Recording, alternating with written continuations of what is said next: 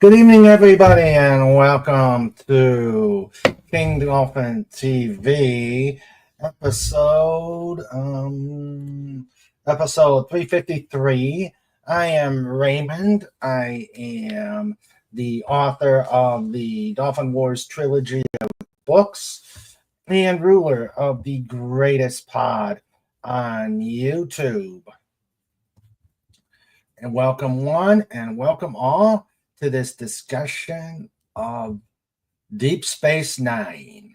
What we're going to do is the documentary of the of what we left behind. And I am here with Anterderivative Jill. She has done these discussions with me previously, and we've always had a good time, and I'm looking forward to this discussion. How are you, Jill? Hey, hello. I'm doing very well. I apologize for my tardiness. I was just finishing up the slides for this particular event of celebrating this documentary. I'm just so glad that it was made at the time that it did, because we had some losses, unfortunately, after this was made, and the documentary wouldn't have been the same without them. Yeah. Particularly Aaron. Well, I mean, I sorry, you know what I mean. Yep. No, that the timing was it wouldn't have been the same without him. So Aaron, and, well, more than one. Because I think Aaron Eisenberg. And Renee. I think Renee he passed. Right? Aubergenois. Yeah, James Darren just last year. Yeah. All right. So before we get started, if you like these discussions, if you like the interviews we do here, if you like Just Cuz and all the chaos that we do here, please like and subscribe, and especially get me some watch hours. I'm still on that log jam. I really want to get over that. And if you are so inclined to help out the channel in other ways, please consider doing going to the tip string up on top. We do have it pinned. FKHC says, "Don't have Snorty and Trike beam you out to space. Pay here." And there is the link there to help out the channel, keep the lights going on here, and help us out. And so let me welcome everybody who's here right now. We have our producer, Sandra. How you doing? We have the great Trike, the aforementioned Trike. He's here. Already started his wrestling with his. We have FKHC 2005. We got Legatus Legionii, and of course we got the great Snortopupus Cuber. Welcome everybody, and let us get started. Let's let me add that. Give it a banner, and we start off. The whole thing starts off with Max Grodenchik singing a Torch song. He's serenading the fans. This documentary is for the fans, funded by the fans, and it's just fun. And of course, I went to the Star Trek 50th anniversary convention in Las Vegas, and he was part of the Rat Pack. So they had Star Trek actors singing these kinds of tunes. And so it's a great way to start it off. Yeah. The self-playing piano is fun too. Yeah. Oops, sorry about that. No. I'm scrolling back on my. I've got it up on my Oops. yeah, Oh, FKHC. so I didn't drop the slides. StreamYard is acting funky lately. That would be my fault. Lola. Okay. Yeah, it's let's see. Hello, Wendy, Trauma Warrior. Welcome. Hi, Wendy. She Oh, says I hail hope to you're the doing well. yeah. Um Other FKH oh, go ahead. yeah, FKHC just sent me this, and I just want to pull it up here. Okay, it is up. Now if we can just get StreamYards to cooperate. Let's see. Setting. This is amazing. He says it's let's see. He says 75,000 pieces were used and this was in 2019. So let me share the screen. Okay. Oh, when I know we don't want to see the Fantastic I'll Four. stop my screen. Oh, I'll bring it back in a minute. Okay, I'm just going to Facebook here. Well, StreamYard has been doing things I don't like lately. Yeah. Yep. All right, here we go. Look at that. Oh, the Lego deep. Yes, 75,000 pieces. Wow. I don't want to even think about how much that would cost if they released it as an official kit. Mm-hmm. Yeah. Maybe $7,000-$8,000. I don't know. Mm-hmm. I'm guessing. That's incredible. Yeah. Well done. Whoever did that. It looks like it also is connected by wires. So yep. it's got lights. Yeah, because there's like it's got lights in there. Yeah, that's just absolutely remarkable. Yeah. All right. So we will get started because we got a lot to talk about. And well, but you know the neat thing is that there are many sections in this documentary that are kind of like mini versions of live streams we've already had. Mm-hmm. True. And also, if we can't finish it, I'm sure Joe would be amenable to a part 2 on this. Sure, and also, definitely. Also, in the Rat Pack, like I was mentioning at the convention, was also Armin Shimmerman and Bon Armstrong, who was Admiral Forrest in Star Trek Enterprise. And he did stuff in Deep Space Nine and TNG too, and everything. Yeah. So he's in this documentary also. Jeffrey Combs, and they show that at the end of the documentary, even though we're not, but it had it had Casey Biggs. It had Casey Biggs. Yes. Jeffrey Combs. Mm-hmm. Yep, Jeffrey Combs. And so I'm stuck in Ferenginar. Yeah, where it doesn't rain, it pours. Yeah. Major Kira and and I love that he says it was his happy time, and I do believe him. Yep.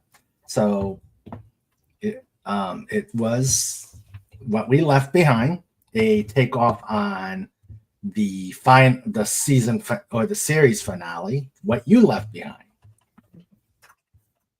That's right. That's true, and that's how they came up with the name of this documentary. Definitely. Yep. So, and it starts off with the cool looking battle, but it gets interrupted with the from Sacrifice of Angels, but it gets interrupted by Andrew Robinson. Yep. Garrick. Yes, from Garrick. Well, and he correctly describes the nature of all documentaries. Even though they're based on true stories, they're very often embellished or exaggerated based on who creates the documentary or see through the heavy filter of their emotions. And And what describes that perfectly is what Snortopoopas Keeper says, because that's how I feel watching this documentary. I'm like, okay, yes, I do like the Ira, but also he says, Snortopoopas says, I love this special, although I want to I smack. still Go ahead. want to smack Ira Stephen Bear with me, pause. And I Yeah. know exactly how you feel. He's a brilliant writer. He did a lot of great stuff for Deep Space Nine, but all at the same time, there's a little bit of he likes to focus on the negative quite a bit. Yeah. And I went to the convention hoping to listen to him and how his writing style. It was a smaller room, and I thought, okay, great, we're gonna have like a real intimate discussion. And he was like, he decided not to do it and bought everybody coffee and tea, and I was just not happy Uh, with that decision. But he uh, ended up talking to like 5 to 10 people anyway. yeah. Why didn't But he you talk? Why not have a microphone? but you were you in there? Were you one of the 5 to 10? No, no. Ah. No, I was like, can I get on the circle? No, it looks pretty tight. I'll just leave. Uh, So no. Legata says, "Is this anti-Jill, changeling Jill, mirror Jill? How can we be sure this is the real Jill?" And that's what reminded me that I should be boarded, Jill, here.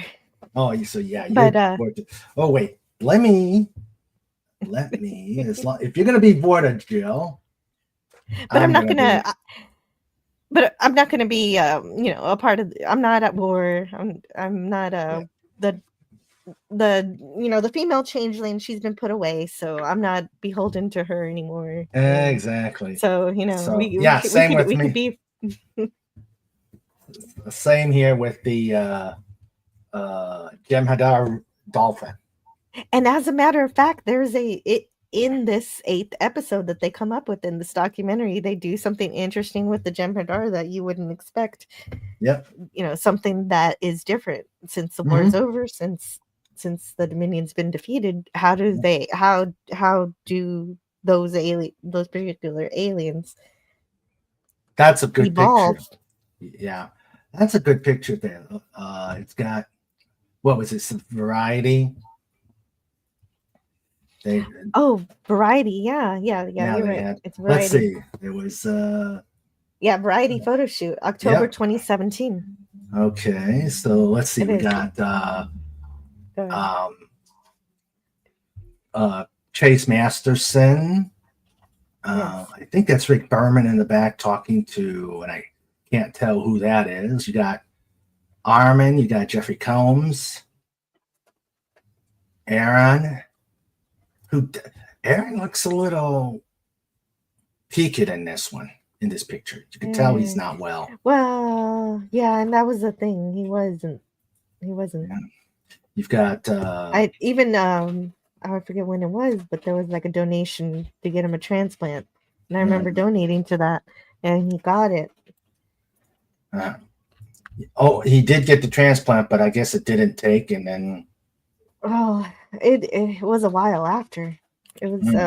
I think it happened even before the convention that I went to in 2016. Let's see. We have Swift -1. Hello there. But yeah, that's Of a course, pretty Michael Dorn and Sarah Lofton, yeah. Penny Gerald, Penny Johnson.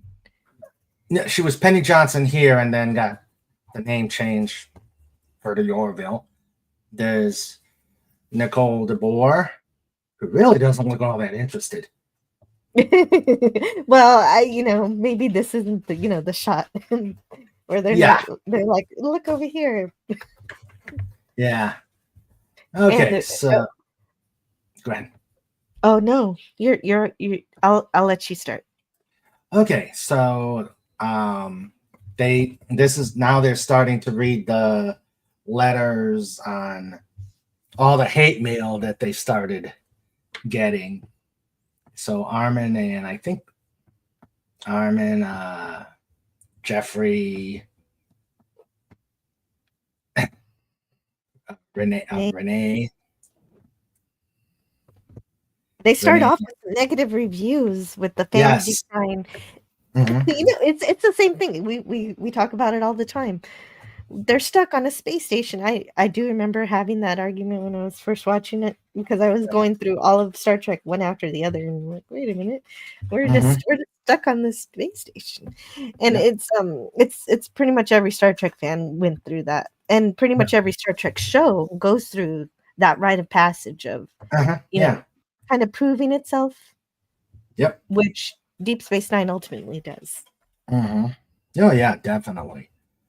But And this no, documentary only talks about the negative the yeah. mail. It doesn't have any of the I guess it has a few people, hmm the fans face to face, but no fan letters Yeah. that are positive. hmm Snorter Pooper says Bear probably had himself surrounded with simps who wouldn't ask tough questions. Yeah.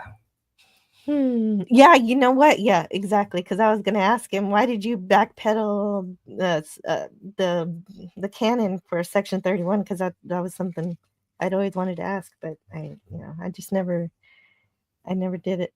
Uh, Because I'll tell you, Section 31 was an intriguing plot line, but I think they introduced it too late in the series. I think it's a very creative decision, but I wish it would have come into fruition because of the Dominion War and not throw it all the way back to the start of Star Trek, the start of Yeah, that's true. Starfleet itself. Yeah, No, Enterprise. don't do that. Yeah. I don't like that. Let's. The the retconning is what I don't like. Yeah, when they had it in Enterprise. Is that what you were talking about when it actually started in? Yeah, right. Well, because of the way Ira wrote it, Mhm. because of the way Ira backpedaled that that canon. Mhm. That's why Enterprise took it, and they're like, "Oh, this is back now," and it was because he made it canon Mhm. by putting it on screen. Yeah, Because it's described as something that's been there. yeah. I do like the actor who did it in. I do like the actor who did it in Enterprise. I've always liked that Mhm. guy. He was in Alien Nation, the TV series. And he's always been a good actor. He also did a Deep Space Nine episode. He did uh, uh, the the was it the one where Eddington got captured when he was arrested? He was in that one. He was the holographic captain.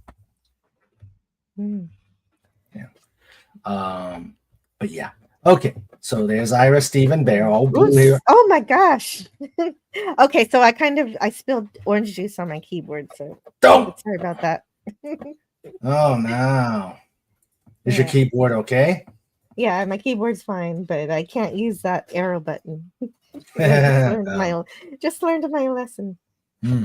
I just Okay. Well, and we find out that they felt left out, with the everyone paying attention to the TNG movies or hmm TNG or there's Voyager and Yeah. running all at the same time. We were rich with Star Trek in the hmm 90s. And Exactly. Let's see. Oh, I like that one. What he says, what Armin says, where every bit as good as the other shows. yeah, Yeah. but yeah, and I don't think the fans are wrong when they say DS9 has elements of soap opera in it. hmm There's so many episodes of that. And Yeah. it is interesting hearing these perspectives. Yeah. And Ira says, everyone loves TNG. They're going to love the next iteration of the franchise. Well, when that didn't happen and continued to not happen, well, that's not exactly true. It took a while for people to like TNG too. And it was Oh yeah. maybe it took DS9 a little longer, Yeah. Let's see. but we got there in the end. Yeah. Only thing missing for DS9 season 8 would have been Jem'Hadar holdouts. Needed Japanese. That's a good one. That's a good idea. Snort says I knew some trekkers liked or disliked DS9 because it broke the rules, but that's why I liked it. Well said, Snort. Mm. And Well, And that's because the writers, they knew what Star Trek was and what the rules were. And that's the only way that you can break the rules correctly is by knowing what they are to begin with. True. True. I like what Snort said. I enjoyed watching the socialist paradise fail. I'm a bad bear. And there's a Section 31 comment. Yeah, just like TNG went overboard with the Borg. Section 31 could have worked if it was a deep cover collection group within Star Trek.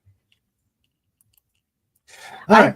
I don't like the idea that Section 31 is Starfleet at all because it's not. They don't follow Any rules. anything that has it kind of negates the meaning of the Federation to allow them to like I prefer the idea that they are self-governing as Deep Space Nine said itself is like we don't get any support and they don't even know what we're doing. And I prefer it that way where there's not a there's no backing like in well I don't think you want to talk too much about the filth or anything, but it's there's no thing where like it is over there where Section 31 is supported by Starfleet and given star bases and all this nonsense. And starships. No. That doesn't work for me. No. But I like this old font. This is the first commercial, I guess. Yeah, that's the first commercial, and it was okay. It was. It's funny. Yeah. I just like the history of it. Not that I want it to replace the eventual logo. Yeah. And then he's talking to the head of Paramount at the time. Mm-hmm. Oh yes, the former executive, which I wish Paramount would go back to doing this, producing their own stuff instead of outsourcing it. Come on. Yeah. I was so against it. My mom was against it. But these are people talking at the Star Trek convention, so they got over it. This is obviously their initial opinions about it, which a lot of people had, including myself. Yeah. I don't know. It was when I first saw it, and I think we talked about it, I liked it, but then it was the pilot. See, that's why I hate Star Trek pilots. They usually put everything at the very beginning, except for 5.8. I absolutely detested 5.8. But for everything afterwards, it seemed like they put all their good scripts together and they knock it out of the park, and then they kind of go blah up until like season 3. That's an interesting theory. Yeah, because I think each Star Trek show, except for the original, takes 3 seasons to find their footing because they have such giant shoulders to stand on, being the original series. Yeah, but it's like the Deep Space, the Emissary one. It was kind of slow, but it was still a very intriguing plot. Oh no, absolutely! I like the Emissary. Yeah, it was good. Well, it gave you the stakes, what Cisco was there for, and what oh, and he meets the prophets right away. It he meets the prophets right away. Yeah, and you see who he's fighting for to take care of Jake, and that father dimension is already starting right away. Yeah, there's a lot of good stuff in that. Yeah. Okay. So next for Wormhole, next debate. Okay, it's definitely a darker show. Yeah. Yeah, and a lot of this stuff we know this stuff. This is stuff we talk about all the time, talking about how sometimes DS9 is a little darker, and definitely when you have several seasons of a war, kind of Yeah, difficult not to be. yeah. Deep and confused. Yeah, that doesn't say any kind of bias by the Yeah, editor. that's true. That's true. Terry What? J. Erdman, you remember that guy? Yeah. He wrote the Yes. Deep Space Nine Companion. I got that book here somewhere. Oh yeah, and it Mm, wasn't cheap. Oh my god. mm. No, I think I paid more for mine than yours. Yeah. Um. My husband doesn't like it all the time when I'm buying these expensive books. So yeah, they don't want to do it there because it's Direct. darker. But it's not set on a Starfleet vessel. It's set on a Cardassian space station. So that Exactly. also does that. Exactly. And of course we've talked about it. We've heard about it. The old controversy that this was a copycat of the Babylon 5, which has proven debunked so many times. Didn't Paramount obtain a copy of their show Yeah, Bible? I think I think they did. So how is it debunked? I know one I thing I mean, know they didn't copy it word for word, but they were like, no, "Oh, hey, no, a space station, we could do that too." yeah, That might be as far as it gotten, but there are some people. I need to watch Babylon 5 myself, but there are some wild, Babylon 5 fans who say there are direct parallels between some episodes, and so I'd have to actually get into Babylon 5 myself to. I actually Have you seen it? saw. Yeah, I've seen Babylon 5, and no, if there are any, there's maybe like one or two episodes, but I couldn't see it. Yeah, if Um, you talk to them, they make it seem like the whole thing's plagiarized. So, well, so yeah, but the it's not. thing, I didn't. the thing, I think they could probably um, take the war. One, I forgot. I mean, Babylon 5 had so many wars. They had a civil war with Earth. They had a war against some dark force, the Shadow War. It was called the Shadow War, and so there was a lot more. Yeah, and well, even if it is on a space station, Star Trek has space stations, so why Yeah, not? It's not yeah, no, something that's foreign to it. yeah. And the show creators of Deep Space Nine claim that they didn't even know about the pitch. They didn't know about that Bible. So if Mm-hmm. maybe the producers kind Yeah. of let them in on it without telling them that the show Bible exists.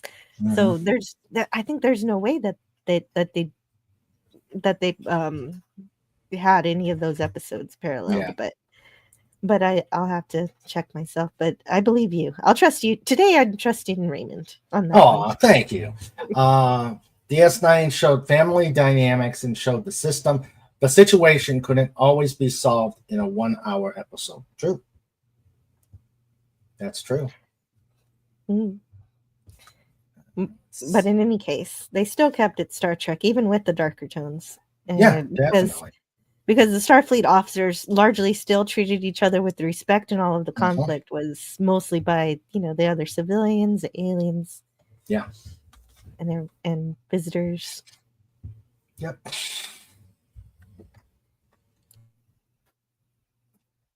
Simon Steve. Oh my goodness. Yeah, he actually had a big beard, and it wasn't blue. It matches his shirt. Yeah. Uh, yeah. And it's kind of interesting going through this documentary because we've had these discussions before, and Yeah. so we're going through And deep. there's the pilot script. Mhm. Yeah, it's good to see stuff like that. Oh, and these magazines. Yeah. Starlog. That's the classic one. Yep. And notice they don't have they have they got well probably at that time. No, I think at that time he wasn't the captain. But Oh, still, okay. This might be the time where Cisco was still commander because yeah. he had to because space stations are usually led by commanders, so Mhm. it took a while for him to get that captain And there he is. to get that promotion. Yeah. And there he is, Hawk. And I love how this whole section was all about we got Let's Hawk. just talk about Hawk. Yeah, we got But Hawk. it was important for their narrative because that in that show this is how he had his hair, and it was a Mm-hmm. struggle for him to get his hair the way he believed Uh-huh. Cisco should have his hair, Yeah. which was not this. And Let's so they see. discussed that. And We yeah, but he's slowly coming back to the Hawk look. Snort yeah, says we ran a Trek RPG in the 80s where a group of Starfleet and Klingon conspirators were going to have a nice war to keep on going. We called it the Deputies Plot. there we Everybody, go. yep, that, yeah. Everybody's doing what? What are they doing? They're still saying, Hawk. Yes. I mean, and there's Penny Gerald. Penny Gerald. Okay, so she went to Gerald after. Okay, Penny yeah, because she Johnson. was Penny Johnson during the series. Mm-hmm. Yeah, And she approves of the of the change. look. Yeah, Yes. and there he is. And this is him talking about how where the directors are asking him, "What do you want?" And then he knows exactly what he wants, like in great detail. Mm-hmm. And you put the camera on the dolly and all this film stuff that he knows Mm-hmm. how to. He knows what he's doing, which makes sense. Snort says we ran the game before either Star Trek 6 or DS9 aired. They copied us. Hey!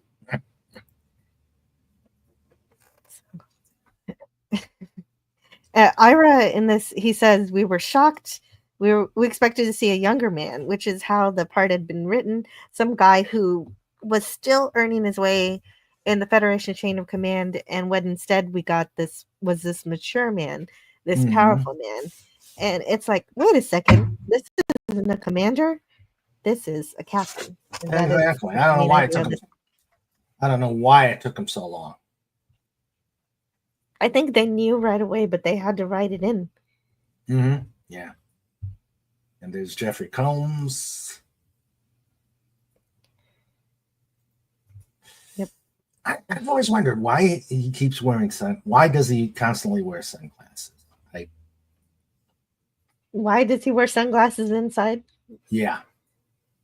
I don't know. I know it's a nitpicking thing, but it's a style. It's a style. I don't know. There was someone at the convention who cosplayed as our Stephen Bear and had the whole blue beard and everything. There's Robert Hewitt Wolf, one of the writers. You notice they didn't put Ronald D. Moore as a separate. You only see him during the where we're at right now, the writers reunion, and where they start working on the season 8 premiere. Yes, and this is a very beautiful thing that they all got together to do this. And I this is one thing Ira did right, is having this idea. They did this in 2015. Yeah. To break up. They're like, let's just take one day to break apart an episode. It usually took them 2 days, but they were able to do it in one. Yeah. Tim says, yes, it's Hawk from Spencer for Hire in space. Sandra says, because he's high and doesn't want you to see his poop pupils. Oh.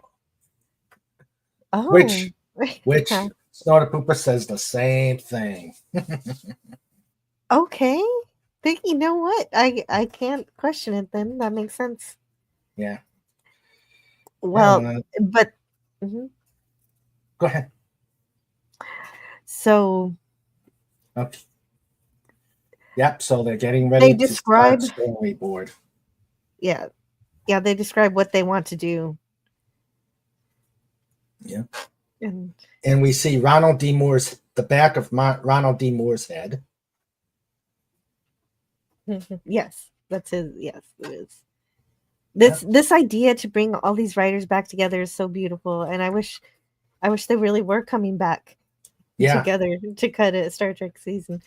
It it really at this point of the documentary, this part really warmed my heart. Here is the talent that still Mm-hmm. exists right here. We Yeah. still have them. They're still here. Why not? Yeah. For real. And this was right after he got done with Battlestar Galactica. Right. This would have been the perfect moment to snatch him up.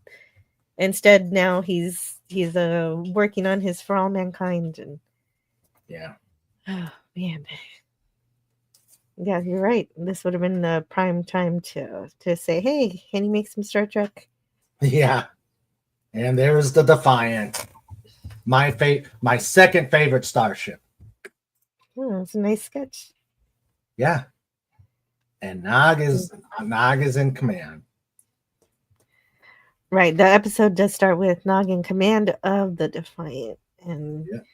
well, he's the one character on Deep Space Nine that grew Mm-hmm. maybe the most of anyone because he starts off as a delinquent, Yep. and Jake teaches him Couldn't how to read. read. Yeah. Yeah, An illiterate delinquent, and then becomes a a cadet in Starfleet, and then eventually we last see him as a lieutenant.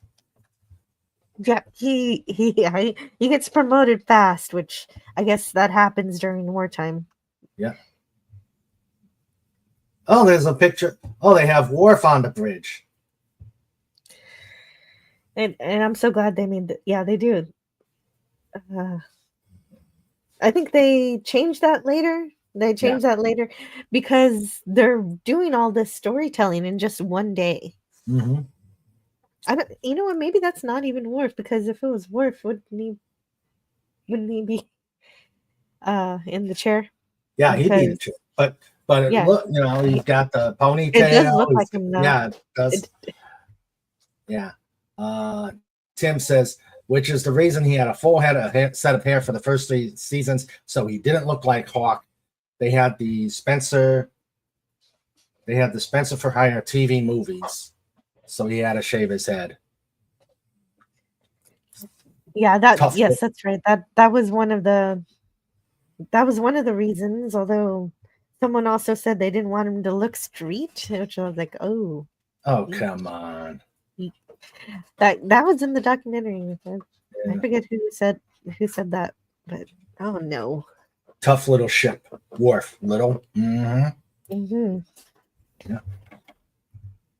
So They get the Defiant through the wormhole, but the ship is extremely damaged.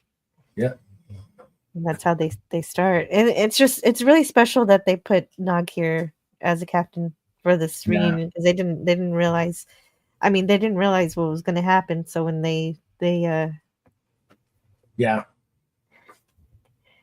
it's a little heartbreaking to watch this documentary in some parts. Yeah. And there's the Defiant coming out. Hello, Pudgy Hedgehog. Yay, Pudgy. Let's see. Who says? Let's see. First do this. Hello, And I know Pudgy. Cobalt's in the background. He said, or Snart says first, Dominion War. Dominion War, a lot of casualties equals a lot of promotion. opportunities of some American military were promoted quickly during World War II. Yes, that's so true. And Pudgy says, Captain's log 2468. Communications received. Who do we appreciate? Raymond, yay, Raymond. And communication. Thank you, Pudgy. Thank you. All right. So, okay, the end of the teaser. Yeah, that's a good teaser. Yeah.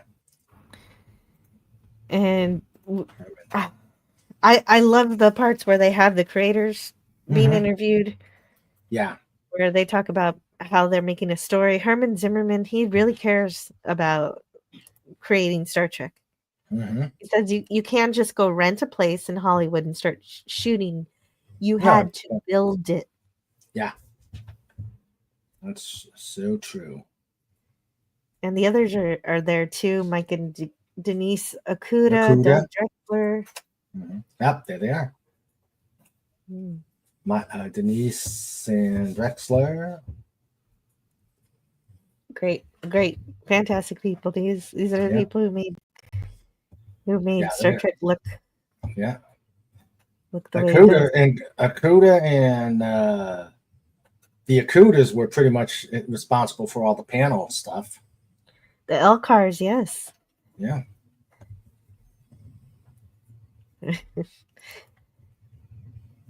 It's true. Speaking of promotions, it's Grand Admiral Pudgy Hedgehog, Supreme Commander and Chief of the whole shebang.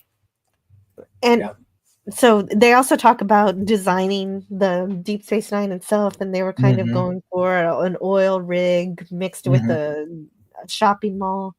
Yeah. Which kind of is what Deep Space Nine is, but yeah, it was an ore processing it was put in it was an ore processing station. I love this picture. Yeah, that is cute. As Rick Berman said, it's something that infuriated. Oh wait, Mike Okuda says that Rick Berman said it's something that infuriated me at the time, but turned out to be brilliantly insightful. He said, what he said is, at its core, it has to be a simple design that an 8-year-old child can draw. And an 8-year-old child. There's mine. We didn't get the author name though. There's yours. Yep. Your Tarek Noor. Yeah.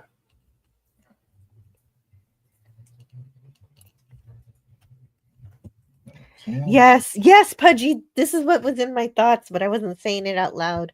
What? The subway? It was in Star Trek Picard season 1, filmed in a subway. That's right. That's exactly what modern Star Trek does. That's why I highlighted that quote from Herman Zimmerman, that you can't just film Star Trek, in a you subway. have to build it. Yeah. But that's what modern Trek does today. They just were like, oh, let's just film this in San Francisco and pretend we're doing Star Trek 4. Yeah. But that was not Star Trek 4. It was, but that was season 2. So anyway. Picard. Nobody wants to talk about that. Nope. We're talking good Star Trek. Deep Space Nine. As a child of 4 can plainly see, it's only a model. Oh, I wish we had that clip for you. Okay, and then more. Yeah, we're still admiring the design of the ship. Yeah. And somebody someone in the documentary, I'm sure I'm going to miss it later, says, "Oh, I never felt comfortable in Ops. I really only felt comfortable at Quarkspar," but I don't remember who says that. Yeah, and there is Gul Dukat. But so then we start talking about how inspirational some of the characters are in the show to fans, particularly girls and women.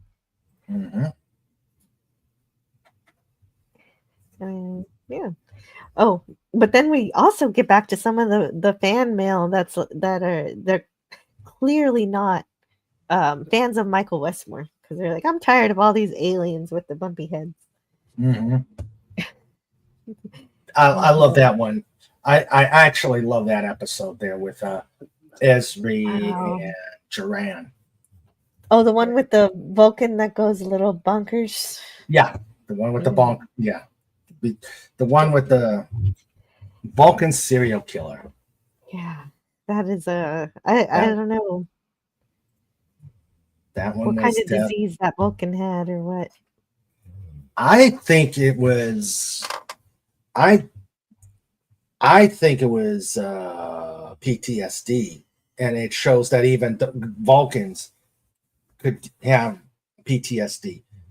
Plus, yeah, And what and they did and because they still. Go ahead. When a Vulcan's control breaks down, their emotions are stronger than ours. Yeah, and remember, even around that time, uh, PTSD was still just coming out. They were actually starting to get more into the PTSD, but it's still, even at that time, they weren't really talking about it. Oh, and that's brought up in this documentary too. It's something that was integrated into the into the show, Mm-hmm. which the documentary brings up later Mm-hmm. Yeah, on when how which because Nog had it. right because Nog the siege of AR 558 Six, five, and five, he six. 556 he loses his leg Mm-hmm. and that whole episode of him having to recover from that and getting help from Vic Mm-hmm. Fontaine Yep. was some of the best stuff. Some of the best stuff Yeah. on the show, which I'm glad it Exactly. was put into this documentary, which actually helped people in real life. Mm-hmm. Snort says, "I won't discuss the beer brewery engine room of a certain filthy movie." Yeah. Hmm. Oh, it took me a minute to figure out what he's talking about. Yes, I do remember that. Mm-hmm. Yep. So let's not talk about that. What Yep. what we're looking at right now in the documentary is how Armin Shimmerman would host extra Yeah. extra rehearsals in his home on the weekend. With all the Anytime Ferengi. that Yeah, anytime the episode was Ferengi heavy, Mm-hmm. they'd have extra rehearsals. He even helped one of the Ferengi get cast, Cecily Adams. Mm-hmm. Oh, oh, and I like this little animation of it. Yeah. Little, it's like here they are. Cecily Adams was beautiful.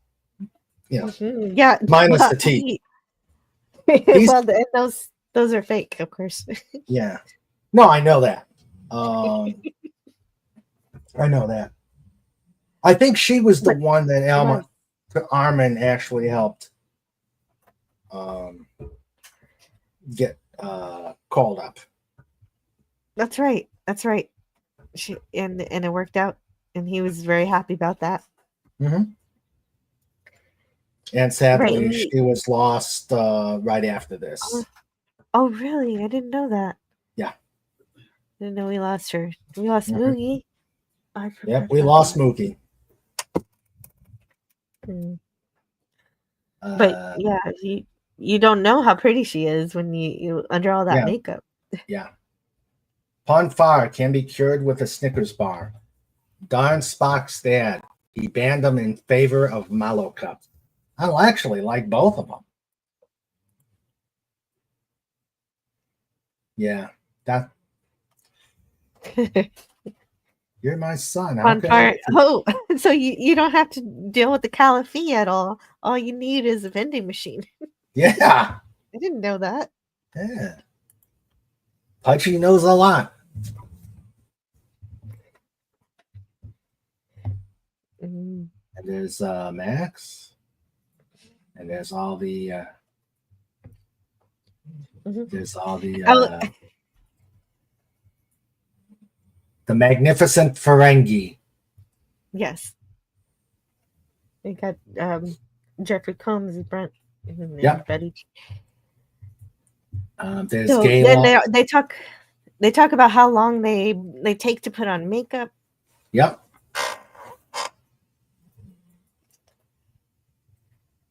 And there's this little story that they get that their heads got mixed up, but then Armin says no, that never happened. Uh-huh. And so who are you going to believe? And then they ask Max, and he's like, oh, I guess I didn't get the slide for it, but he says no, it wasn't our heads that got mixed up, it was our noses. It was their little nose and cheeks. So that's really fun when you're trying to do an interview and everybody says something different and you don't know what the real story is. Yep. And it took I guess it took 4 hours to get everybody's makeup on, basically. Yeah. Anybody who had heavy prosthetics, like the Cardassians or the Klingons. And Odo. And Odo. Yeah. Odo might have suffered more than anyone. Kai Wynn is related to Nurse Ratchet. Yes. And Andrew Robinson says the makeup took 4 hours, and Colm, who was always bitching about sitting in the chair for 5 minutes. Yeah.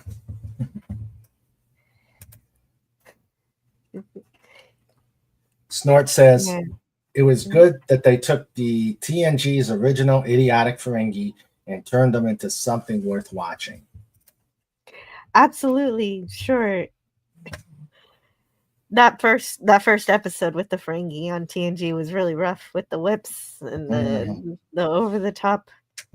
Yep, language and stances. Definitely helped. Definitely helped it. Because they wanted them to be a serious villain in TNG, and that didn't work out. Michael Dorn says, when Avery, Renee, and Colm had to be in makeup, I was happy. I was so happy. Yeah. Yeah, yeah. I did not know that, Tim. We'll have to verify that. Thessaly Adams was Don Adams' daughter. Whoa. Wow. That's pretty cool.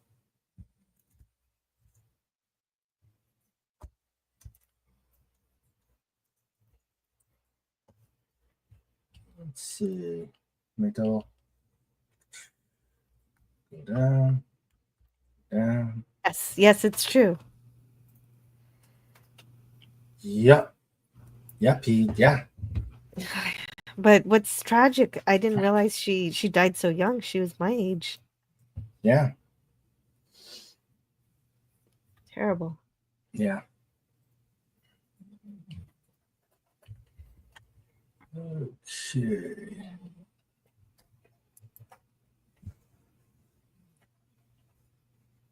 Me teeth. Look what they did to me teeth.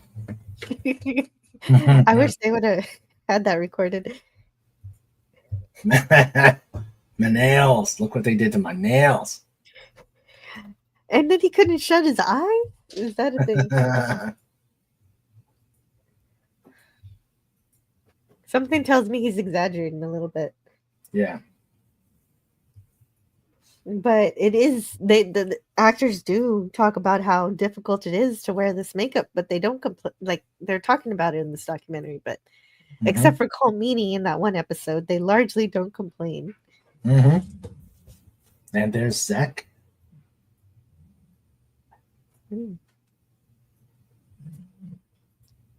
He said he enjoys putting, Wallace Shawn says he enjoyed putting Zek's makeup on.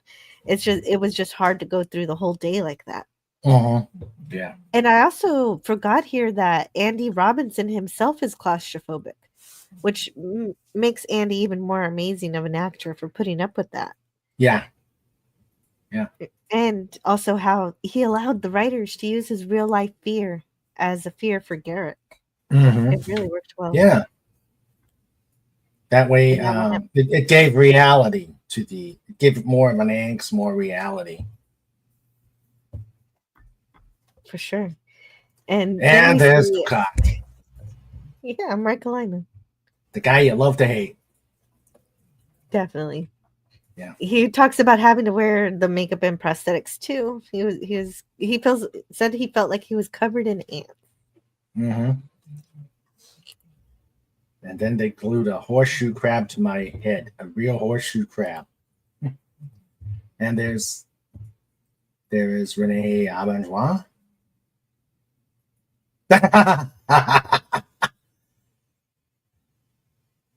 Apparently, this is supposed to be season 6 where he ripped it off his head and gave Yeah. it to Ira, and Ira keeps it in his house. Yeah. He was a great actor. Um, he was a great actor. I definitely wanted, when I saw Benson, I wanted to choke him every time because he was so smart. Yeah. I am So, I am wondering if Avery Brooks was not available the actual groups, the group scenes, or if he had to do it solo. oh, right. Yeah, maybe he got filmed separately. Obviously, I'm glad they included him in the documentary, but you're right. Mm-hmm. It does feel separate. Yeah, he's got an Ohio connection. Avery Brooks. He actually, I think currently he still currently teaches at Oberlin College. I forgot what he taught, but Well, he's a jazz musician, everybody says in this documentary. So, wonder what did he teach? yeah, I will check my. Check the library computer. I'm checking the library computer. Okay. And so then we're back at the writers' room, All right. and Ira says, "Okay, oh, that's right. Oh, back to Marco Lama. Actually, they say Marco Lama didn't think that he wasn't told all these things he was being told in this documentary, that he was such a strong pleasant presence to play up for the other actors. He said he wasn't given much feedback, and so Ira says, the way you knew we liked you was that you kept coming back and that your role kept getting better." and and they talk about how they started season 2 with the three-parter, that circle three-parter. Mm-hmm. Yeah, where we actually, it's the first time we see. Well, no, it's not the first time we see um, Kai Wynn. She actually starts before the circle. Mhm.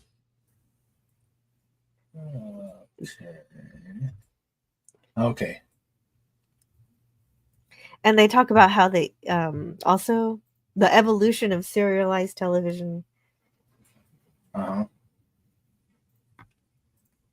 Yeah, he's taught at Oberlin College. He's taught at Case Western Reserve. Does it say what he taught? Let's see. Oh, and Kira's the medic now, and she's in charge of the station. Mm-hmm. The baseball's still there, Yep. The baseball was still waiting there. for Cisco. Yep. And everybody's getting an invite. Yeah. Hello, Sweet Memory Core. Program Bashir 62. 62. Critical. Hey, comic. How you doing? Comic Relief Crusader. Yep. Hey. Hey. Okay. And so they also have to collect Miles O'Brien. He's apparently a engineering dean Yep. At at Starfleet Starfleet Academy. Academy. Yeah. Hmm. Please return to the station. It's important. Yeah, and well, he's happy about that because he's going to get to see Bashir again, and I have Molly because she's a grown up, so she's doing her Yep. own thing. Yeah. I think she's stationed. I think they had her stationed at Deep Space Nine. Oh, I hate that drawing of Esri. Oh my God, she looks like a man. Well, But there's Esri and Bashir. that one's a little better, but you can't really see. Yeah. Then we go to Kronos. Yeah. And there's Oh, Jake and then Sisko. Disco. Oh, I guess I missed the slide. I like the Kronos slide because they have to correct their spelling because somebody says Kronos. Mm-hmm. They're Yeah. like, wait a second, that's not right. We're talking about the Deep Space Nine documentary. What we left behind, Comic Relief Crusader. Yes, and part of the documentary is something really special for the fans, which is the writers for Deep Space Nine, as many as they could got together to create an extra episode, the Mm-hmm. start ostensibly of season 8. Mm-hmm. And it's really great to know that they still had these characters in their hearts and that they were still able to write them and evolve them and say what would they be like all these years later. Yeah. And I wonder how long Jake, because Jake was on the station. Jake was on the station. So I wonder when he decided to go back to when he Earth. was going back to Earth. Yeah. Jill did the No. slides. Jill did the slides, and we're just discussing, Jill and I, Well, because we do this with Deep Space Nine. what? Because we both love it. Yeah, that's a good question. He obviously became a novelist, but he could have done that from anywhere. But I guess he wanted to go home. Yeah. I guess he wanted to go where he thought home was for him, Mm-hmm. and that is his granddad's restaurant. Yeah. And now he's in the oh no, she didn't do those. These were from the documentary. Oh, I don't see what the chat's saying. Let me see. Yeah. Oh no. I wish I did. I wish I could draw like that. No way. No, this is the creators of Star Trek who made this documentary. Mm-hmm. Made all these amazing. Yeah. Hello, Phantom drawings. Outsider. How you doing? Hey, Fanty. And I like this comment. I like this comment from Fanty. Mark him on my log here. He says, the existence of the Cisco restaurant makes Riker a liar, but he was always a liar. Humans no longer enslave animals for food, as clams are shucked from their homes on Earth. True. That's true. Absolutely. Yeah. And yeah, there are still some people who want to eat the old-fashioned way, and that occurs sometimes. Okay, so there's Miles and Keiko, and I guess that's Molly. Yeah, that's Molly with the bangs. And there's Bashir and Miles. Yeah, well, it's a bit of a reunion. Yeah. And there's Jake. And he's only here. Jake was going to ignore the invitation, but his dad came to him in a vision. Yeah. So he couldn't ignore it. And everybody thinks they're there because Vic Fontaine is a dying hologram, but he's like, no, psych, that's not true. Mm-hmm. And so, yep. But Quark doesn't even know what they're there for. He just did it for Nog. And there's Nog, and the Defiant blows up.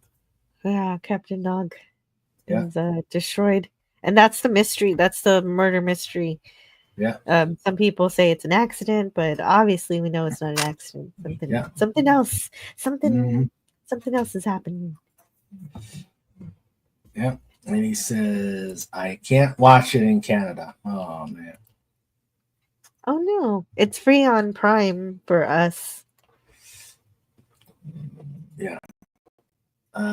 Also, a way to believe that they served replicated steak at Cisco's. Yeah. No, But I think Cisco's was a maybe. seafood place, a Yeah, but seafood Cajun cuisine. so they wouldn't have any surf and turf. Yeah. Yeah. It was a Cajun. It was a Cajun That's fair cuisine. enough. Uh, okay. Okay, so they do have a section where they talk about Michael Pillar. Trying to Hmm. see where I have that in my notes here.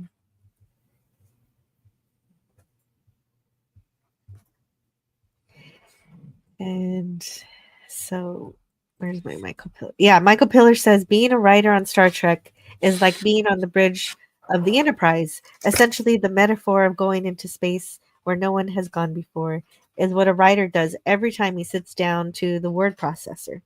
Hmm. I love that on the promenade they've got statues of the emissary everywhere.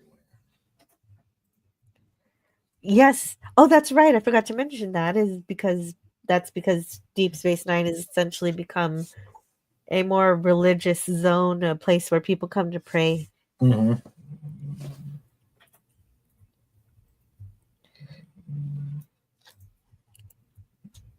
Phantom says, I also have a problem with the prophets. If they're non-linear beings, they could keep Cisco with him for the millennium and return him at the moment he left because that's how non-linear works. Yeah.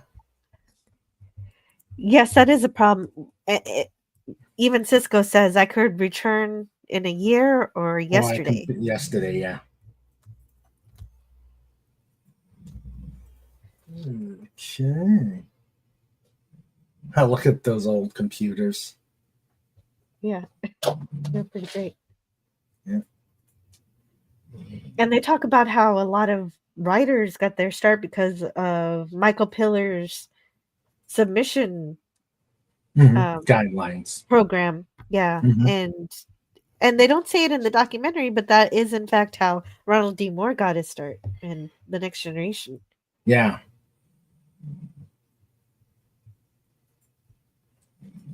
And so he's great. He does a lot of character stuff, and Hmm. he was lost in 2005. Yeah. And there's the famous going into the pool. Yes, in his And tuxedo. here's the even current more iconic. I suppose you're gonna take me to I suppose you're gonna take me to dinner. Maybe. And I suppose we may go dancing. And I'm probably screwing up the line. Oh And, no, it's and even I'm better when supposed you ad lib it. and I suppose you're gonna want the kiss. Maybe. Well, let's stop. Let's not wait around. And then they kissed. Yeah, what are we waiting for? Basically. And Mhm. th- before this scene, they also talk about Odo and Quark because Odo and Quark were the frenemies. We had a live stream about that, Yes, we did. Yeah. and yeah, and they have their last words after all these years, after all we've been through. You're not even going to say goodbye to me, And and then he walks and away. And that man yeah, then loves he walks me. away. It's written all over his back. Yeah. Snorter Pooper says that's why my new episode of DS9 would begin with Cisco reappearing saying, Miss me yet? Of course, the actor's aging. Yeah, you got to deal with that aging thing. Yeah, there's Yeah, but they were kind of coming up with an idea there where they could have done an animated series, which I would have liked. Also, Mhm. like if you can't do live action, Mhm. Yeah. Oh yeah, the famous Fever song. Mhm. Yes, and they cap the documentary with that song too. Yeah. And that's a lot of this documentary are topics we've already covered. It's Yeah. really fantastic how well packed this documentary is with all of that character Uh-huh. stuff. Yeah. But we never went. This is the first time we're actually discussing the documentary. So everything we've done previously has been our own stuff. That's right. That's right. Those were our interpretations of all of the stuff that happened. Yeah. Mm-hmm.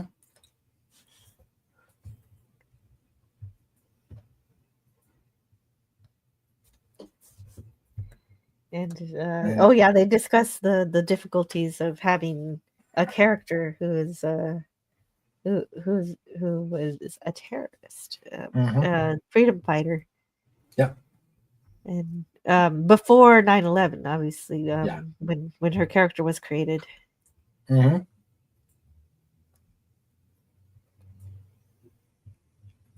And that's one of the things DS9 did. It did touch on topics that were a little more, Gritty. uh, yes, Yeah. yeah, the burn victim Mm-hmm. Cardassian here, but he's Yep. not a complete victim himself. He was part of, The occupation. yeah. Well, and someone else says it later in this documentary, and also Captain Kirk's image of what Abraham Lincoln says it too. There's nothing good in war. It's there's blood on the hands of both sides. Mm-hmm. Snort. One thing about DS, which I never noticed, cough, was that it had the best looking women of any Star Trek series. Mm, yeah. Good timing, Star Purpose. Yeah.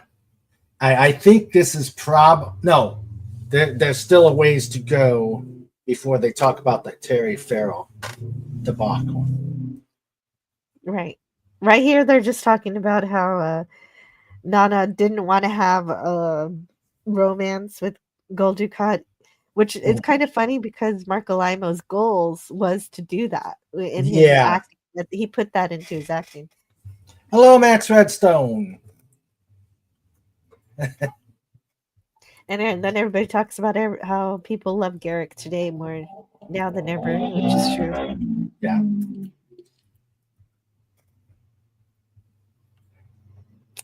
It's true for me too. Yep. Which I didn't we also have a live stream that heavily featured Garrick. I don't remember which one Yeah, that I was. think we did. Yes, I think we did.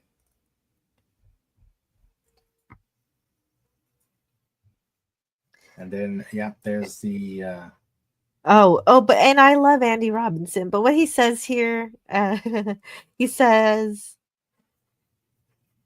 what I know for sure is that Garrick was written straight, but oh Andy yeah. Robinson is saying here that he played him as though he were gay. Yeah, I do remember that. Well, we have Cisco. Yeah, singing "The Best Is Yet to Come." This is where I really started liking that song, and it ended up as our wedding song. Oh, really? I didn't Yes. realize that. That's wonderful.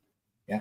So this was the start, and then I listened to the Sinatra version, and then it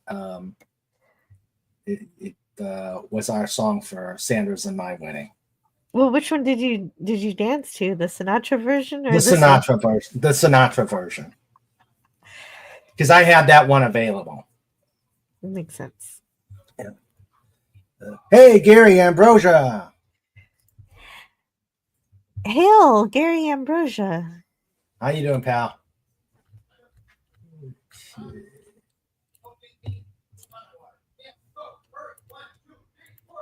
All right. So let's see, and then here's where they start talking about the Nog after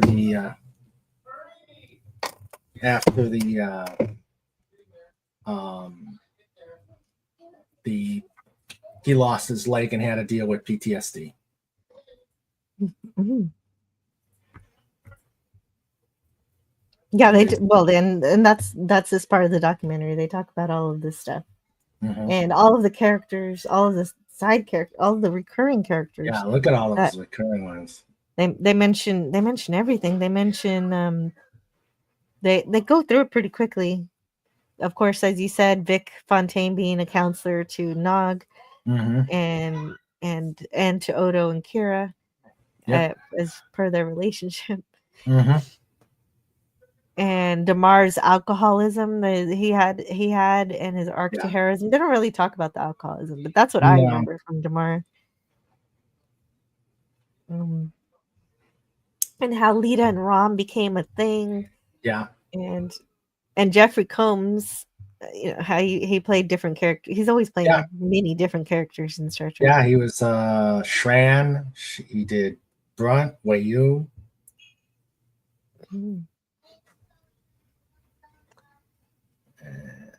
My favorite Wayun is Wayun 6. The one who had the who was defective. The defective one. Yeah.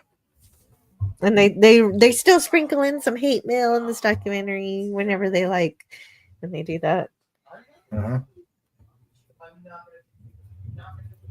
And what I learned from this documentary is Ira Stephen Bear likes to focus on these negative letters. Yeah. I can't even read one good letter. I do appreciate that he's at the convention and he talks to fans too. So I guess that's where he thought his balance was coming from.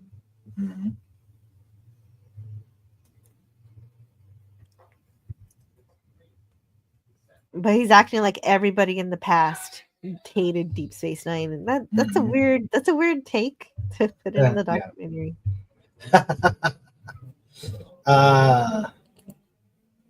Keiko O'Brien, is she related to Soon Lee Klinger? They both were Bs in their respective series, so possibly.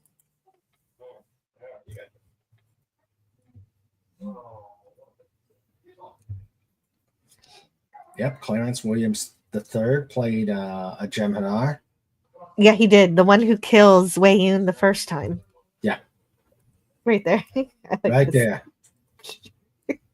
And he actually threatened to kill Cisco because Cisco wouldn't kill Worf.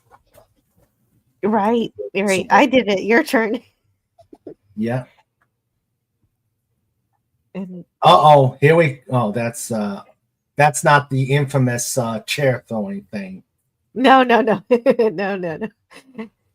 Here he's reading a fan letter where he said, "This is mostly not Star Trek. No, this is about the insane corruption of the Star Trek universe. I literally hate the main characters. They act like thugs, blackmailing, coercing. There seems to be no prime directive or even morality among Starfleet. It's like a clumsy ripoff of Babylon 5, which in itself wasn't very good." So that's what I mean by Ira just throwing the negative stuff. Like, did he just like collect these letters over the years and throw away all the good ones and just keep these? Probably just to add controversy. That makes sense. Yeah. But Iris admits here he loves these letters of not like them, the fans not liking the show. Because if you're not doing something right unless you get people up in arms. Yeah. So that's his philosophy, and I guess that makes sense. And here's the a snap of the Siege of AR 558 with Bill Mumy. Yes. And he actually shows up here saying, there he is.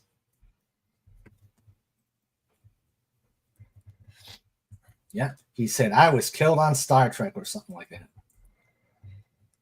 Well, Ira took time out of his busy schedule to go on set and say, Star Trek killed Will Robinson. Yeah. Yeah. And so that's this part. Yeah. Danger, Will Robinson. Danger. There he is.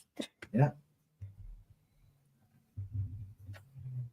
You know, he's 70.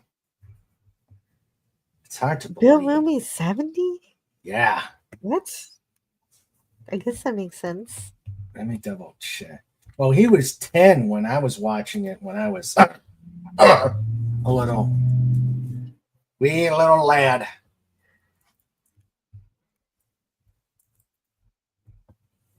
Yeah, he was born in 54. Oh, yeah, so he's 71. Wow.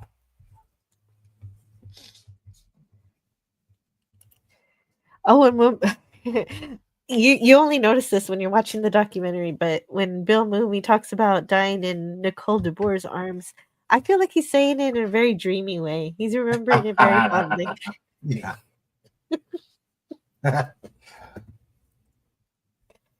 The drugs affect the Jem'Hadar would have been completely defeated if Bill Mummy had his robot pal. Oh right, yeah, no B9 in the episode. Yeah. The drugs have infected Ira Bear. He's insane. Yeah. Yeah, basically. Yeah. But I'm still glad he made this. Like, yeah. It's a love-hate relationship I have with him. Mm-hmm. It's like, thank you for making this documentary, Ira Stephen Bear, no matter what I think. Yeah. And then Dennis Madelone, the stunt coordinator. The stunt people in Deep Space Nine are really important too. And I'm glad they include him here. Yeah. And then we have Gowron and Bartok. Yeah. Yeah. No bulging eyes on Gowron. No. He's just sitting back. I love the scenes with AR-558, especially Quark's observation about humans, or humans, as we bears say. Yep. That was a great soliloquy. It was, right. You take away the comforts. Yeah. And humans can be savage. Yeah. It is a good, very good. Soliloquy. Then they go back to talking about, working hard, working so many hours of the day, 18 hours a day. And there's Zek. Zek taking a nap at the Negus chair. Yeah, he fell asleep on camera while it's shown. And then, so they talk about having all these. Star Trek is rich with antagonists, other alien species that sometimes they're villains, sometimes they're antagonists. But Deep Space Nine wanted to create a new one, and that makes sense, right? Yeah. The Dominion. And it makes sense to create a new one because you've got a new quadrant to explore.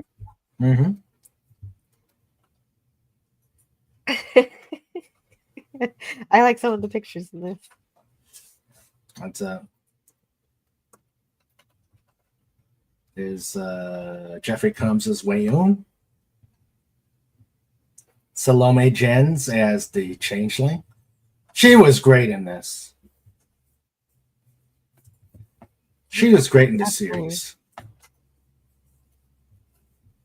She also plays that character at the end of that TNG episode that says everybody is all connected somehow in the world. This is why everybody's humanoid episode.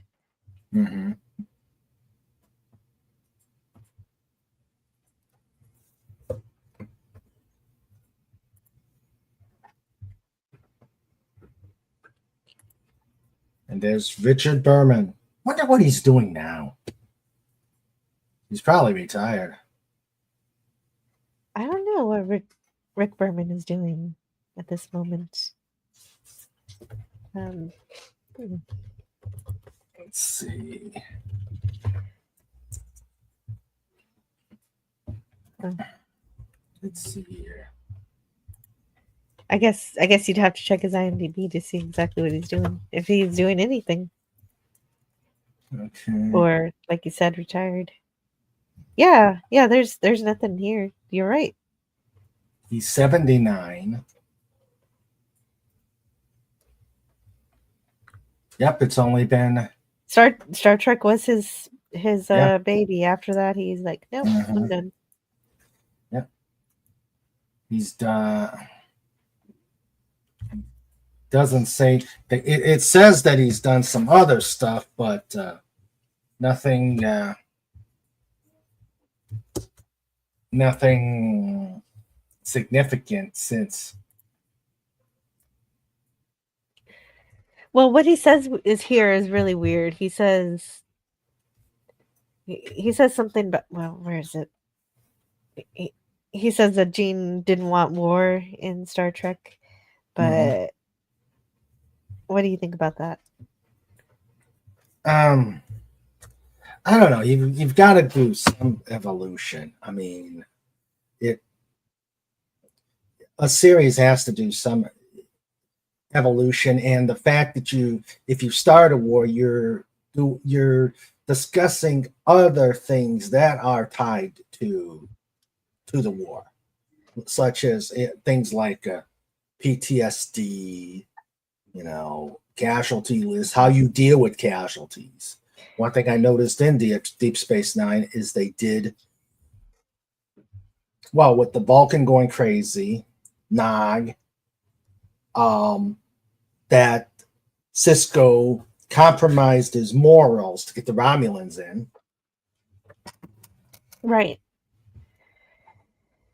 And I don't know if well, because I'm not gonna nobody knows exactly what I wish they would have quoted like where that line came from about having war in Star Trek, because obviously I think if I had to guess what Gene meant, it would have been, that the war wouldn't be started by the Federation, or else they've been corrupted.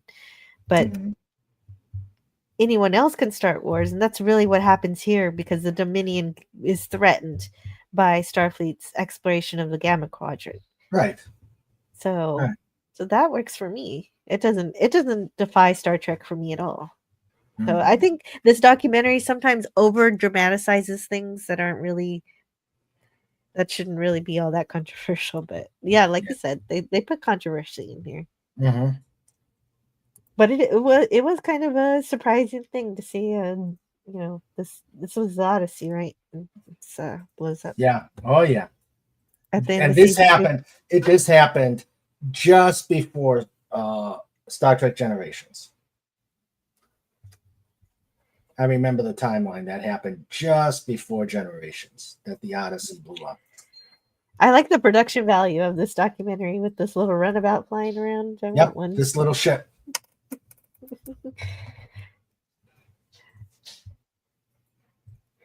It reminds me of one of my favorite episodes of Deep Space Nine. And wasn't it called One Little Ship? Yeah, it was one It little was ship. really Yeah, and we find out in that episode that Worf's a poet. yeah. I'm sorry to say, Roddenberry started to believe the stuff he was peddling at Star Trek conventions in the '70s, and it was most garbage that counterculture fans had come up with.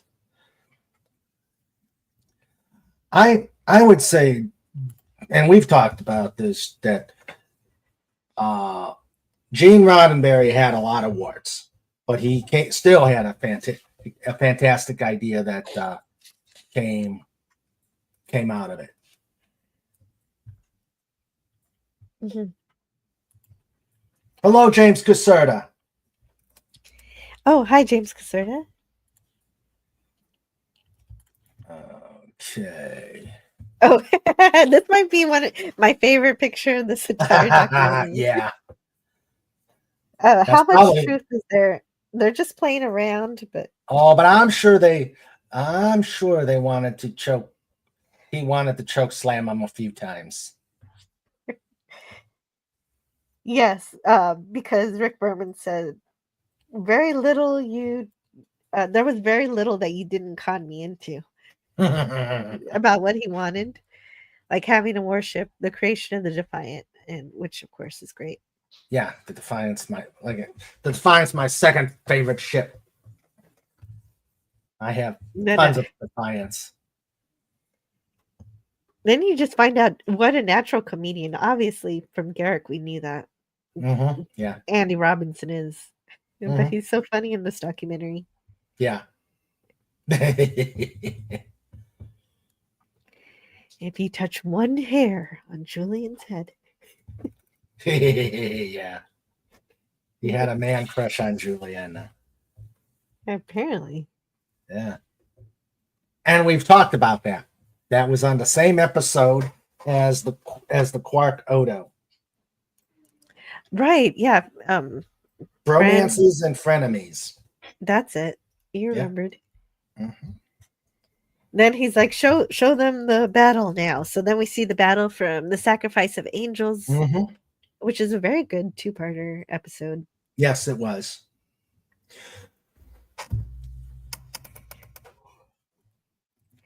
Very important. First part was Favor the Bold, and the second part was Sacrifice of Angel. Yep. That's where Odo finally figures out, oh, wait, I shouldn't be listening to this founder lady. Yep. Even though she seduced me, I don't think I should be listening. Yeah. Yeah. Right. Well, because the female change, what does it is that the female changeling threatens Kira's life, and so he snaps out of it.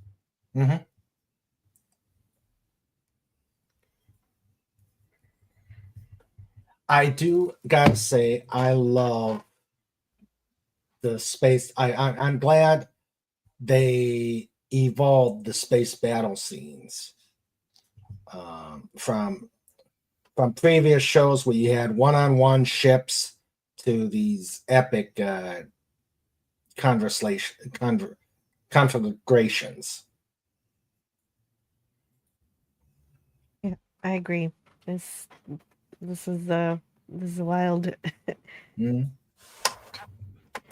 with the technology, so grew the show. Yep. And here come the Klingons. Oh, look at that battle line. That is so cool.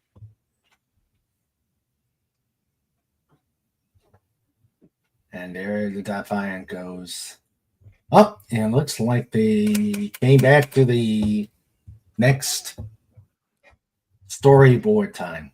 Oh, did you see on the desk the DS9 companion? Yeah, I see that there. It looks very well used. Yes, it does. And yeah, this is Act 2 of their creation of the 8th episode. Oh, and here's where he goes bananas. Yeah, this is where he throws his chair. Yeah, I didn't get the chair throwing or anything, but yeah, we know what happens. Yeah, he gets I read. Yeah, starts cursing Ira, throwing chairs.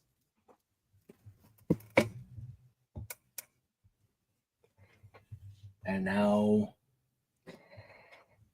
everybody's mourning Nog here, which is kind of a real testament. Yeah. It's a reality now. Yeah. Why is Ezri the only one wearing pants and the rest are wearing pajamas? Sure. I guess because she's a captain, I guess. I guess only captains get pants. Yeah. Only captains get pants. I mean, I don't know. I don't know who drew this particular. Yeah, I don't know. Molly O'Brien, all grown up. Yes. And it looks like she's got braces on there. Molly wears braces. But in the 24th century, hmm,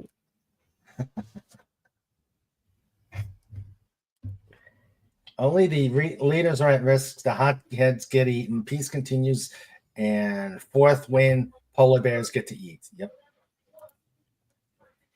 well, Molly's basically saying that Nog brought us here for a reason, and so they're trying to figure out Mm-hmm. that mystery. What RH? Oh, rank has its privileges. Yeah. Okay. And here comes the plot.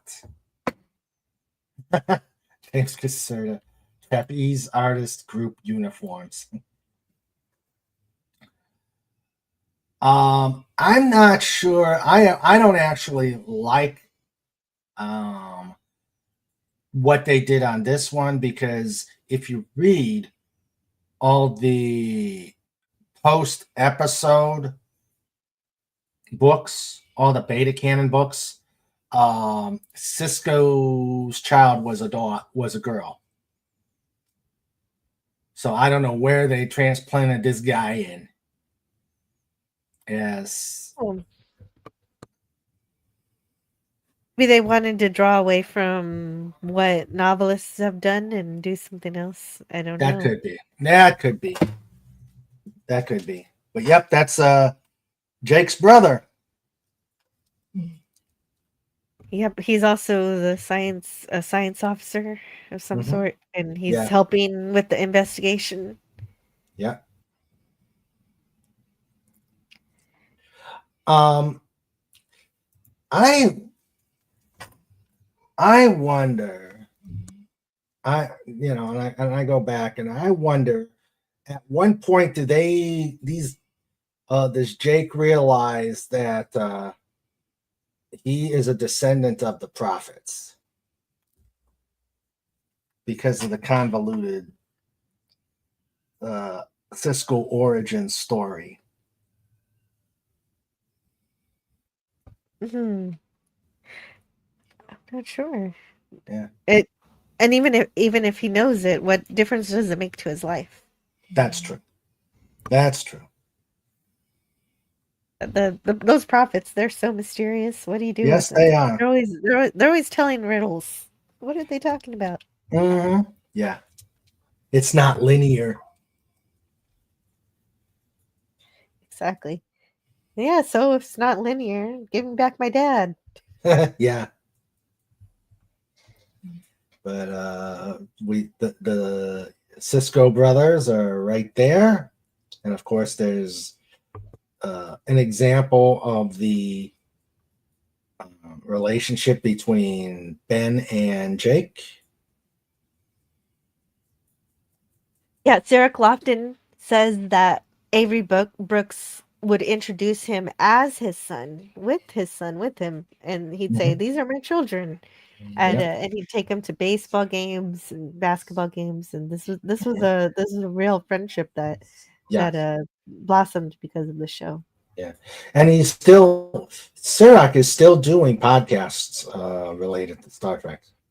That's right. Yeah, he does them all the time. I'm subscribed, and I don't know his catch at all, but he's Yeah. he I think he loves getting into Star Trek in a way he never did before, and that's good too. Mm-hmm. And there's Felicia Bell. Yeah, Jennifer Cisco. Mm-hmm. Jennifer Siska. And of course,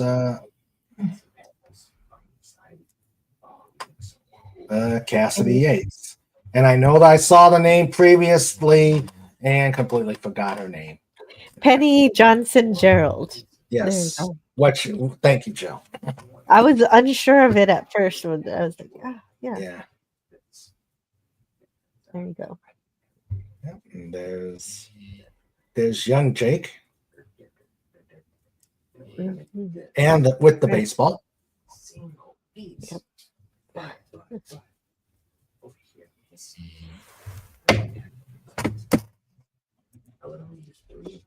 And there's Dad. Oh, and this Theater. part, Ira is mad because he saw a documentary that said there were no shows in the '90s that had a, black cast interact. What kind of documentary was this that said that they I don't didn't know. have shows in the '90s with black people interacting with each Oh, other? what about okay? That, You got that's you ridiculous. This isn't even the only one. no, you've got So many. you had Good Times, you had the Jeffersons, you had the Cosby Show, Yeah, which right. Even before the '90s, yeah, yeah, and a Fresh Prince of Bel Air, Fresh Prince, Rock, Family Matters. yeah, Family Matters, Martin, Rock, I don't Fresh know Prince, what yeah. was wrong with this documentary. I don't know. In Living Color, I don't I count feel In like Living. Ira. I feel like Ira just went out to find the dumbest documentary he could, just to get mad at it. Yeah. Oh, and of course, the great Sanford and Son. Da-da-da-da-da, da-da-da-da-da. Yep, far beyond the stars, where Benny Russell writes.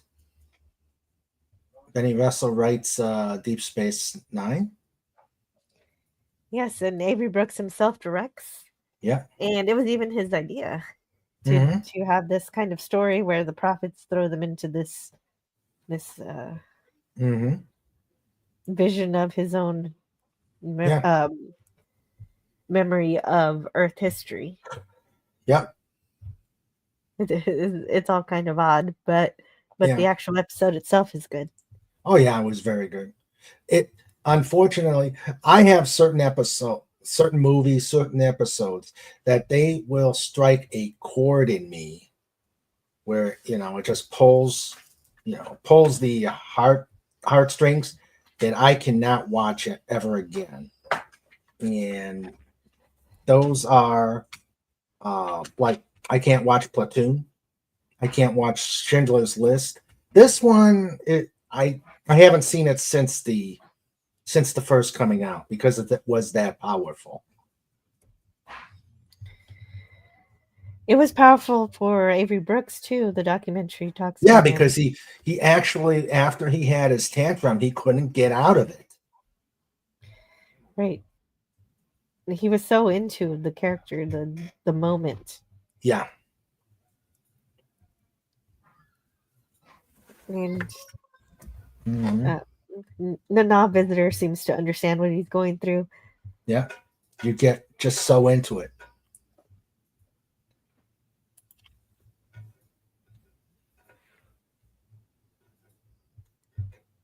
I'm And so I sad forgot Michael has where won't do that. I forgot what city was it, St. Louis, that they actually did this that was in this episode.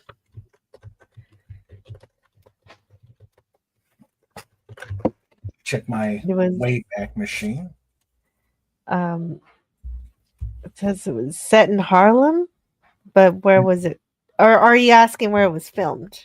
No, what was the scenario at?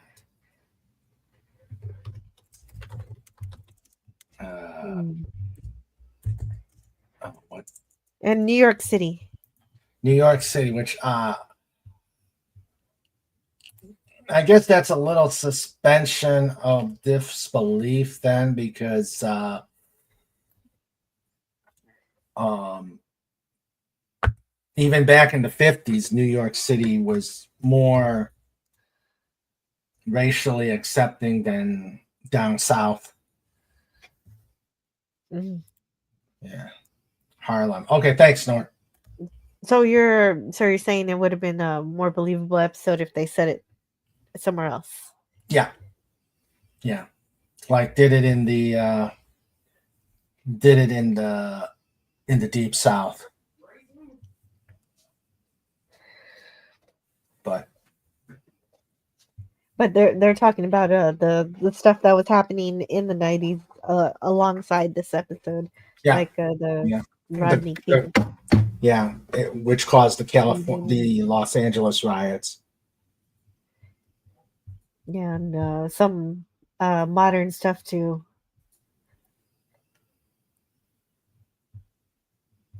But yeah, Yeah. the idea to treat everybody like a human being should be, easy Yeah. to agree on. Exactly. I do agree with Ira here on that one. Hmm. And here's a quote from Gene Roddenberry: "If man is to survive, he will have learned to take a delight in the essential differences between men and between cultures." And I think you can take that not just for the entire world, but just in interacting with anyone. Just because Yeah. someone doesn't hold your opinion, Hmm. you can still appreciate them. That they're not actually trying to start an argument with you. They're not actually trying to tell you what to do or what to believe. Yeah. They're just saying how they are different. Yep. Snort says Benny wouldn't have been hired in the Deep South. Yeah.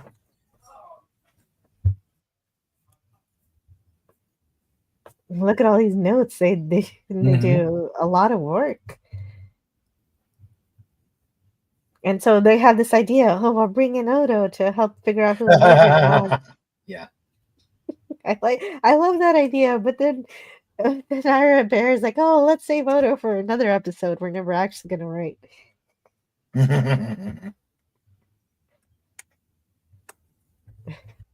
Episode And 22. I like him. He says, I'm on board. Let's write 26 episodes. Let's go.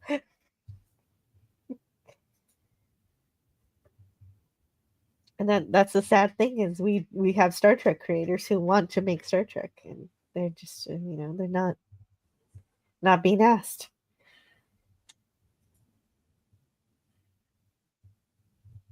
Yep. Had a Or blowout with Kira. yeah. Oh right. Yeah, exactly. Yeah, there was some kind of argument Yep. with Kira and Nog. And she says it's irrelevant and she's gonna handle it. And Worf executes Worf, prisoners. Worf He's executing the afternoon's batch of prisoners. but but it's not like he fully joined the Klingon military. I guess it did. Yeah. Um, I thought he was just what is he? He's the ambassador. Yeah, he's the I ambassador. I don't think he. I don't think. I think they were just joking here. I don't think he's Yeah. executing prisoners. Yeah. What is going on? Yep. But I do like this part where he has to meet with Garak, who tells him this is the interesting part of what they do with the Jem'Hadar, because the Jem'Hadar are no longer having to fight this, fight for the founders. The founders have learned how to be peaceful because Odo's there. Odo's like, hey guys, Mhm. we don't have to be assholes. And Yeah. and so what are the Jem'Hadar going to do? They want to fight, and so for some reason Kira hasn't enlisted them Uh-huh. at, to fight for the Bajoran army. I'm not sure what I think about it, but I think it's an intriguing thing, depending on where they go with it. Jill's dinner with Alex Kurtman doesn't go so well. I don't think Jill has anything to do with Kurtzman. Or as Snowder Pupus would say, Kurtzman would be fed into a waste recycler. Oh, I had to fire up the agony booth or the. Mhm. Your agonizer plays. It's just say, please stop making Star Trek. Why do you have to do this? Make whatever you want. Go do something else. Yeah, do a Lost. Yeah. Do a, Do Lost Part 2. do a reboot of Lost. Oh yeah, it's been a few years. They do reboots within 10 years, and Mm-hmm. it's been more than that.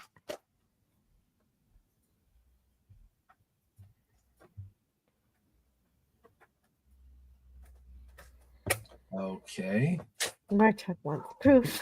It's interesting. They actually that one picture back, he looks like Tane. Yeah, see, he looks like Tane in that I like picture. his dad. Yeah.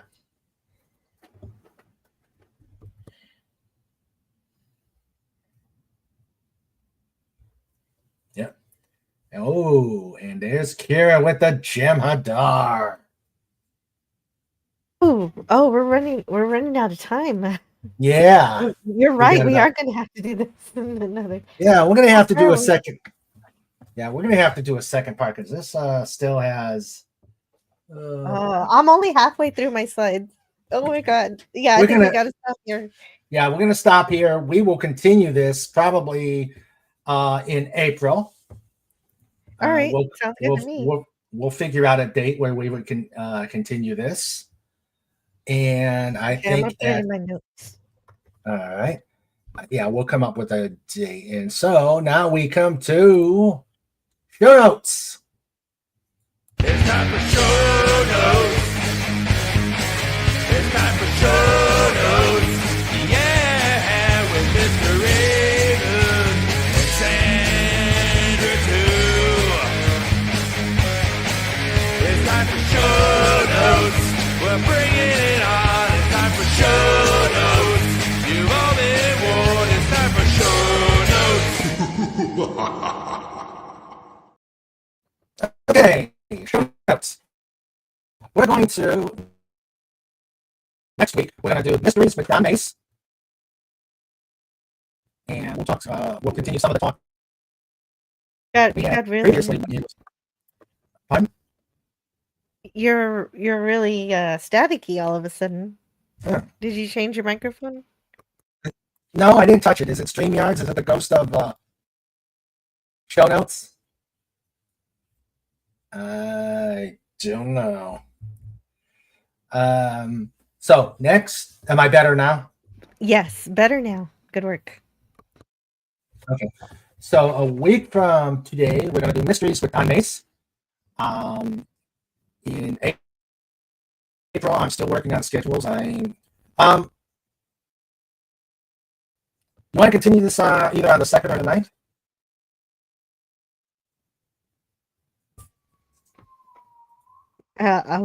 I guess I'll decide a little later. Yeah, think about in a second. that and let me know. Okay. So we're Maybe the working. 9th. Let's do the 9th. Okay, I'll set it up, and if it Yeah, the 9th. doesn't work out, the 9th. Okay. Okay. Yeah, your microphone is goofing up again, but we're at the end of the show, so let's keep going. Yeah, and stick around afterwards real quick so we can chat about how this went. Yeah, the time flew by. I didn't realize that we were behind, or I would have gone faster. But you even said at the beginning you knew this was going to be 2 parts. Yeah. Let's see something. Okay, Sandra even says I'm really staticky. I didn't do anything. I wonder if it's show notes doing some shenanigans. Yeah. Show notes has trigger Gumby again. Yeah. Oh man, we're almost done. I'm not going to get out of the show. So April, I'm working on some things where we're probably going to do an FF, a Fantastic Four radio. We're probably going to do the Not Ready for Pod Time players. We'll probably do an All's Fair reading. And then on the 30th, we will do mysteries with Hannah Chapman. So we've got what we've got right now on the 5th. It will be our theme show for April. I'm doing it earlier because of Passover and Easter. So the 5th we will be doing James Bond. We will be a James Bond theme show. On the 3rd, I won't be doing a Saturday show on the 12th. It will be on the 13th because I'll be doing Passover. And then we'll just see how the rest of April falls into place. All right, so that is what we've got going on. And let's see if I can do this without it becoming staticky again. But I gotta do the. I've got to see what animal Snortopupus is saying. Where is it? Tasseled Wabagon. Okay, let's see. See, I am now in the habit when Snort does his final message. Let's see. Showing the critters that he says. Wabigong. W. Ah, there it is. Oh, it's a species of shark. Ew. That is one ugly fish. Let's see.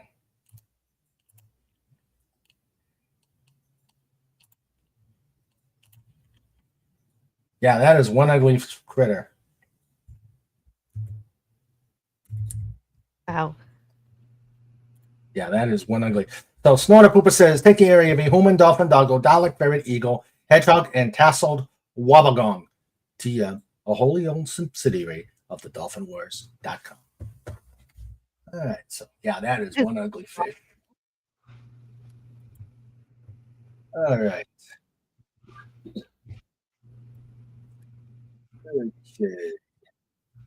King Dolphin is dressing us from the bottom of a bowl of Rice Krispies and milk. Where's that?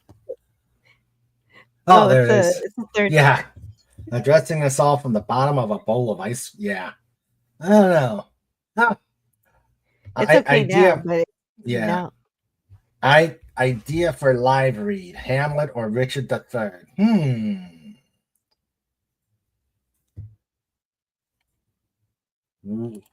Who did you the rank of first Emoticon? He's a first. Yeah, he's the first. All right, and yes, do a pod raid. Do a pod raid on Pop Culture Breakdown, which should be coming on momentarily. All right. Phantom yeah. says, I feel bad. I was supposed to be on that, but I had to. I needed to prepare for this, and I didn't want to push this. You know. Well, I appreciate it. Thank you. Looks like You're Trike welcome. is interfering with the transmission. LOL. All right. So that is it. And let me just say goodnight to everybody, and we're going to wrap it up. Thank you. Thank you, Gary Ambrosia. Thank you, James Caserta. Thank you, Phantom Outsider.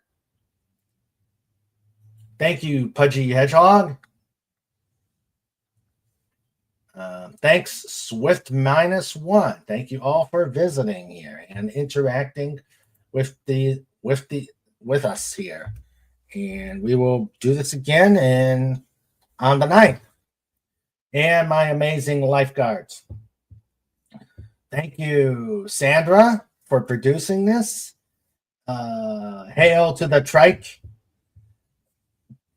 We had Wendy Webb, Trauma Warrior, one of our Saturday co-hosts. We had FKHC 2005. We had the great Legatus Legionii. We had Max Redstone. We had the Comic Relief Crusader.